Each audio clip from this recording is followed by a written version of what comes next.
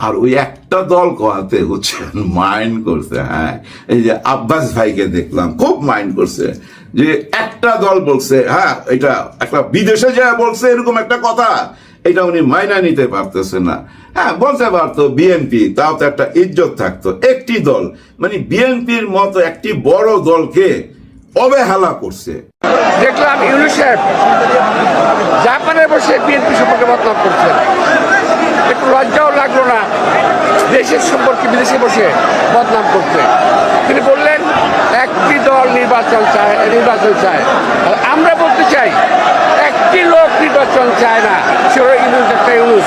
15 থেকে 20 লক্ষ লোক হয়েছে তো, তাই না? ওনারা দাবি করে, ওনারা দাবি করবে কেন? নিজের চোখেই তো দেখছি ভাই, সত্যি ওই পরিমাণ মানুষ তো হয়েছে। কিন্তু এখন ওইটা দেখার পরও কি আপনারা দাম দিবেন না? এটা দেখার পরও কি ভয় পাইবেন না? ওই ভয়টা কেন আপনারা পাচ্ছেন না? এইটা হলো আরেকটা জিদের ব্যাপার। এখন তার মানে কেউ মাইন্ড গেম খেলতেছে, ওনাদের জিদের মূল্য দিতেছে না, মূলা ধরাই দিতেছে। কিন্তু খেয়াল কইরা দেখেন, ইচ্ছা কইরা জিদ উঠাইতেছে, দেখি না জিদ কইরা কি করতে পারে। আসসালামু আলাইকুম। রাজনীতির কথা হবে আজকে। তার আগে একটা গল্প বলি। হ্যাঁ, ছোট্ট একটুখানি সময় দেন। এক লোক ট্রেনে উঠে বিনা টিকিটে, এটা তার পুরানো অভ্যাস, অনেক সময় সিটে বসা পড়ে, অন্য সিটে বসা পড়ে। যার টিকিট কাটা আছে সে যদি প্রতিবাদ করে, প্রয়োজনে তার সাথে মারামারি বাঁধায় দেয় ভাই। এটা তার অভ্যাসে দাঁড়ায় গেছে। একদিন করছে কি জানেন? এসি বগিতে যায় উঠছে। ওই যে এসি বগি থাকে না, শীততাপ নিয়ন্ত্রিত, ওই বগিতে যায় ওইটা একটা সিটে বৈশা করছে। তো পাশের লোকটা বলতেছে, এই সিটটা আমার বন্ধুর, সে ওয়াশরুমে গেছে, আপনি যে বসছেন আপনার কি টিকিট আছে? এই আপনি কে টিকিট দেখার? বইলা চিৎকার কইরা উঠছে। সবাই কিন্তু তাকায় রয়েছে, লাগাই দিছে ঝগড়া ভাই রীতিমতো। সে আপনি কে টিকিট চাওয়ার?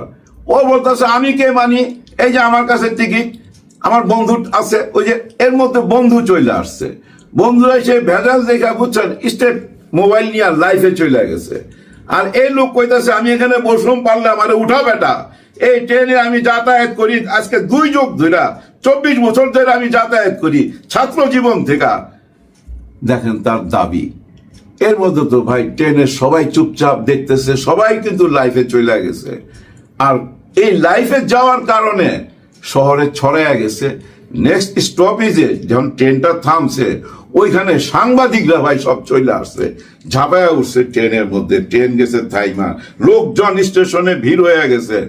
এখন এই লোক বলতেছে, দেখেন তার সাথে নতুন নাটক জোড়া হলো কি, আরো যে 5-6টা ছিল ওই যে টিকিট কাটে নাই যে কয়জন, ওরা ওর সাথে এসে যোগ দিল।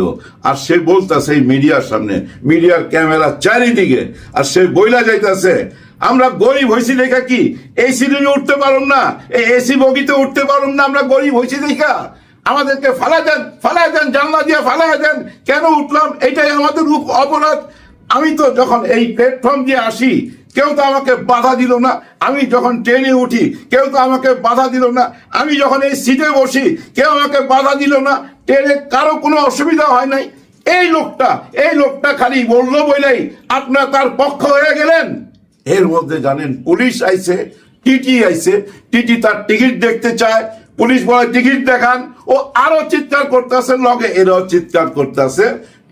এর মধ্যে আরো লোকজন জড়ো হয়ে গেছে, কারণ আগের ব্যাপারটা জানে নাই।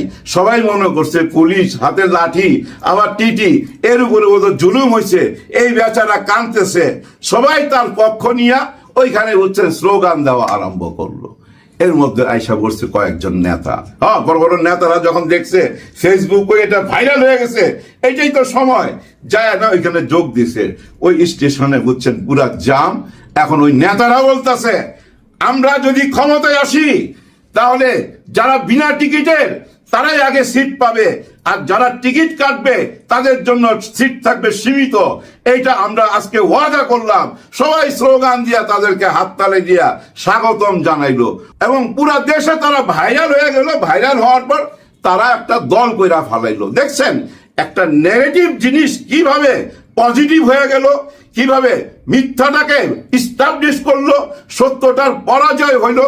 আর ওই যে পুলিশ আর টিটি আসছিল ওদেরকে ধরার জন্য, টিকিট চাওয়ার জন্য, ওরা তখন বলতেছে হায় হায় কি চাইলাম, কি হইলো, কি বুঝাইলাম, কি বুঝলো, কেউ তো কিছু বুঝলো না, সবাই তো ওদিকে চলে গেল, ওরা দুজন দাঁড়ায় রইলো। ব্যাপারটা বুঝছেন না? ব্যাপারটা এরকম হইলে তো হবে না। হ্যাঁ, আইন শৃঙ্খলা প্রশাসন সবাই দাঁড়ায় রয়েছে, আর ওই টিটির মতো দাঁড়ায় রয়েছে আমাদের ইউনূস স্যার। এইটা কি হয়? আর সবাই চলে গেল, এইটা কি হয়? নো নো নো, হয় না। উনি হচ্ছে পাক্কা খেলোয়াড়। হ্যাঁ, ইউনূস স্যার পাক্কা খেলোয়াড়। আমার যে থাম্বনেল বানায় ওরে বললাম ইউনূস পাক্কা খেলোয়াড় লেখলা কেন মিয়া, ইউনূস স্যার লেখলা না? তা স্যার লিখতে গিয়া ওই জিনিসটা না ঝুইলা যায়। হ্যাঁ, ইউনূস স্যার পাক্কা খেলোয়াড়, স্যারটাই জন্য বাদ দিছি। ইউনূস পাক্কা খেলোয়াড়, ওইটাতে নাকি জোশ আসে, ওইটাতে নাকি জোশ লাগে ওর কাছে। ইয়াং জেনারেশন তো, ইয়াং জেনারেশনের মেন্টালিটি বুঝুম না তো ভাই, আমি মাইনা নিলাম, ওই জন্য এই থাম্বনেলটা দিছি। হ্যাঁ, আসলে কিন্তু উনি পাক্কা খেলোয়াড়। দেখেন উনি কিভাবে খেলে, আপনি একটু বুঝার চেষ্টা করেন। উনি কিন্তু প্রথম দিকে বলছিল যে আমার সঙ্গে যারা বসে আমার সামনে তো হ্যাঁ বলে, বাইরে যায় আবার না বলে। এই কথাটা উনি কিন্তু মিডিয়ার সামনে 2 বার বলছেন। এবং এটা বলে কি বুঝাইতে চাইছিলেন? যে আমার সঙ্গে যখন বসে তখন হ্যাঁ হ্যাঁ বলে, বাইরে যা না বলে, এটাতে আমি কি করুম? তার মানে কি, যারা রাজনীতি করে তাদের ডাবল ফেস। আমার সামনে একরকম ফেস, বাইরে যায় আরেক রকম ফেস। এটা তো উনি বুঝে নিছে যে কিভাবে খেলতে হবে। হ্যাঁ, দুনিয়ার মাঠের খেলোয়াড় তো, আর কি খেলবে জানেন না, বুঝাই নেন আপনারা কি খেলাটা খেলছে। দেখেন 7টা দিন আপনারা বয়ে রইলেন রাস্তার মধ্যে, এই খেলাটা কি আপনারা জিতলেন না তো। তার মানে আপনারা হাইরা গেলেন। এখান থেকে আপনাদের জেদ উঠবে, মারাত্মক জেদ উঠবে। অন্য কেউ হইলে কি করবে? আচ্ছা যাই হোক, ওরা যখন এই জায়গাটায় হাইরা গেল, এই জেদটা যে ধরছে ডিসেম্বরে নির্বাচন দিয়ে দেই, তাই না? এটাই তো বলবে। আচ্ছা না হোক, পরে উত্তর দেই, যাক না 36 ঘন্টা, 24 ঘন্টাও না, 12 ঘন্টাও না, 8 ঘন্টার মধ্যে জাপান থেকে উত্তর দিছে। উনি নিজের ইচ্ছায় উত্তর দেয় নাই, কিন্তু ওই জাপানি সাংবাদিক জিজ্ঞাসা করছে আপনার দেশের সবাই তো নির্বাচন চাচ্ছে, নির্বাচন কবে দিবেন? ডিসেম্বরে। উনি বলছে সবাই না, একটি দল শুধু নির্বাচন চায়, একটি দল। আর ওই একটা দল কোয়াতে হচ্ছে মাইন্ড করছে। হ্যাঁ, এই যে আব্বাস ভাইকে দেখলাম খুব মাইন্ড করছে যে একটা দল বলছে। হ্যাঁ, এটা একটা বিদেশে যায় বলছে এরকম একটা কথা, এটা উনি মাইনা নিতে পারতেছে না। হ্যাঁ, বলতে পারতো বিএনপি, তাও তো একটা ইজ্জত থাকতো। একটি দল মানে বিএনপির মতো একটি বড় দলকে অবহেলা করছে, তাই না? তার টাইটেল নামটা মুখে নিতে পারতো। একটি দল বলতে কি, এখন তো বাংলাদেশে 30-35টা দল আছে। ওই যে গতকালকে রাত্রে দেখলাম আবার জাতীয় পার্টির অফিস ভাঙা ফেলছে, কেন ভাঙছে জানি না। তবে এর মধ্যে আবার ওই যে কাদের সাহেব, জিএম কাদের সাহেব বলছিল যে এই যে স্বৈরাচার সরকার মতো এই আচরণ, মানে আমাদের মোহাম্মদ ইউনূস স্যারের সরকারের আচরণ স্বৈরাচারের মতো আচরণ, ওই যে স্বৈরাচার। আবার দেখেন বিএনপি থেকে এরকম কথা উঠছে যে স্বৈরা শাসকের মতো আচরণ। যেমন ইশরাক হোসেনকে শপথ পড়াইলো না। এখন ইশরাক হোসেন শপথ পড়াইবো তো ভাই, আইন যদি বলে তো পড়াইবো। আইন কি বলছে? যে নির্বাচন কমিশনার দায়িত্ব শপথ পড়াইলি হয়, নির্বাচন কমিশনার উপরে সবকিছু। আর নির্বাচন কমিশনার পড়াইলি তো হয়ে যায়, তাই না? আর নির্বাচন কমিশনারে কাদের মানুষ বসা আছে, কয়দিন আগে তো দেখছেনি এনসিপির ওরা আন্দোলন করলো না এই নির্বাচন কমিশনার নিয়ে। তার মানে এই নির্বাচন কমিশনার তো বিএনপির লোক। ওনারা এখন শপথ পড়াই দিলে হবে না। কারণ কি জানেন? টাইম পাস হয়ে গেছে, ডেট ওভার হয়ে গেছে। ব্যাপারটা বোঝা উচিত ছিল। এখানে একটা বিরাট রাজনীতির পরাজয় হয়েছে এবং খুব ঠান্ডা মাথায় ইউনূস স্যার এই খেলাটা খেলছে, খুব ঠান্ডা মাথায়, জানে যে এটা পরাজয় হবে। আর এই পরাজয়টা না ভীষণভাবে একটা বিপদে ফেলা দিছে। বিপদ মানে কি, একটা জেদাজিদির মধ্যে ফেলাই দিছে, প্রেস্টিজের ব্যাপার হয়ে দাঁড়াইছে বিএনপির। যার জন্য তারেক রহমান সাহেব ওরকম একটা ভাষণ দিছে, ডিসেম্বরে নির্বাচন চাই বলে নাই, কিন্তু নির্বাচন হইতে হবে, মানে ডেডলাইনটা উনি বইলা দিছে। এবং এই যে দুদু সাহেব কিছুক্ষণ আগে দেখলাম বললো, উনি যদি বর্তমান সরকার নির্বাচন না দেয় বিএনপি নিজেই নির্বাচন ঘোষণা দিবে, নির্বাচনের রোড ম্যাপ ডেট ঘোষণা দিবে, হয়তো দিতে পারে, আইনের ব্যাপার আমি জানি না। দুদু সাহেব বইলা ফেলাইছে, আমি জানি এই কথাটা উনি কেন বলছে, এই জন্যই বলছে যে আমরা এত বড় একটা বড় দল দেখেন নাই, আমরা এই যে যুব সমাজ রাস্তায় আসলো, ছাত্র দল, যুব দল, শ্রমিক দল, কি কইরা ফেলাইলো, তাই না? 15 থেকে 20 লক্ষ লোক হয়েছে তো, তাই না? ওনারা দাবি করবে কেন? নিজের চোখেই তো দেখছি ভাই, সত্যি ওই পরিমাণ মানুষ তো হয়েছে। কিন্তু এখন ওইটা দেখার পরও কি আপনারা দাম দিবেন না? এটা দেখার পরও কি ভয় পাইবেন না? ওই ভয়টা কেন আপনারা পাচ্ছেন না? এইটা হলো আরেকটা জিদের ব্যাপার এখন।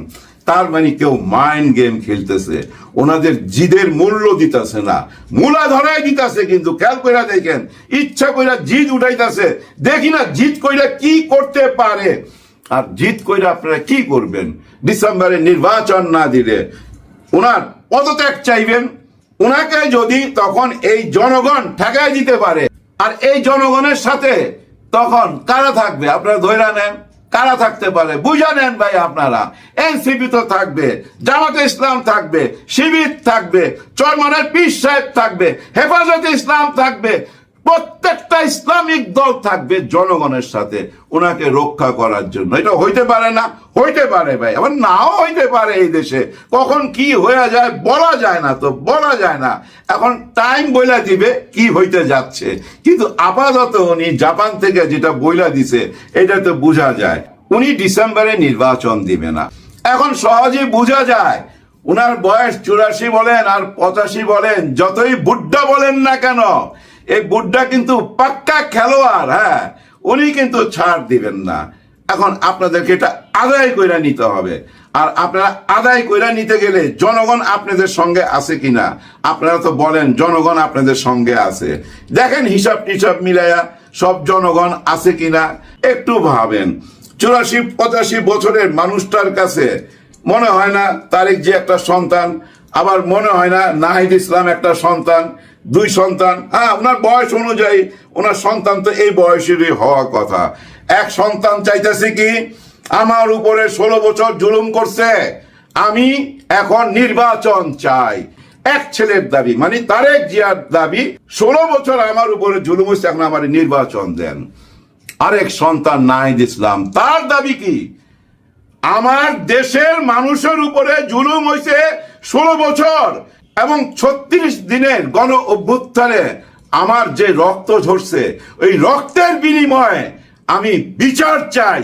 আগে বিচার করতে হবে এবং আমার জুলাই গণ অভ্যুত্থানের স্বীকৃতি দিতে হবে, তারপর নির্বাচন দিতে হবে। এখন মনে করেন যিনি মুরব্বী, বাপের বয়সী, সে কি বলবে? তার কি বলা উচিত আপনারাই বলেন। তার কি বলা উচিত নয়? নো, আগে বিচার হবে, জুলাই গণ অভ্যুত্থানের স্বীকৃতি দিতে হবে, তারপর নির্বাচন দিতে হবে।